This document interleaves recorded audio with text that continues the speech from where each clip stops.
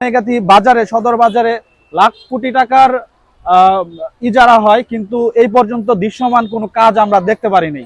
সরকারের কাছে এবং প্রশাসনের কাছে আমাদের করজোরে সবিনয় আবেদন, এই যে আমাদের বেড়িবাঁধ এবং এই যে বাজারে পানি ঢোকার সমস্যাটি স্থায়ীভাবে আমরা সমাধান চাই।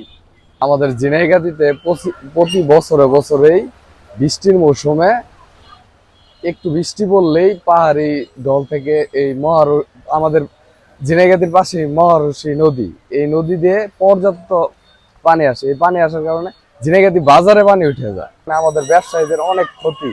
প্রতি বছরেই বন্যা হয়, এটার জন্য শুনি বাজেট হয় কিন্তু কোনো কাজ হয় না। ঝিনাইগাতীবাসীর দাবি থাকলো যাতে এটার প্রতি সবাই লক্ষ্য রাখে।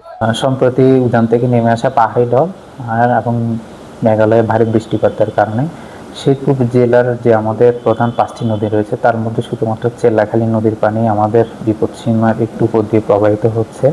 দুপুর 12টা বাজে পাওয়া তথ্য মতে আমাদের চেল্লাখালী নদীর পানি বর্তমানে বিপদসীমার 193 সেন্টিমিটার উপর দিয়ে প্রবাহিত হচ্ছে। তবে আশা করা যাচ্ছে যদি আর উজানে ভারী বৃষ্টিপাতের সম্ভাবনা সেরকম নেই, আর যদি আমাদের বাংলাদেশ অংশ যদি সেরকম বৃষ্টিপাত না হয় তাহলে খুব দ্রুতই বিপদসীমার নিচ দিক দিয়ে পানি প্রবাহিত হবে এবং সেরকম আমাদের এখানে বন্যার সেরকম কোনো আশঙ্কা নেই। তবে আমাদের কিছু কিছু জায়গায় চেল্লাখালী নদী তীরবর্তী স্থানে কিছু জায়গায় আমাদের স্থানীয় সরকার প্রকৌশল অধিদপ্তরের রাষ্ট্রপতি লোকালয়ে কিছু পানি প্রবেশ করছে।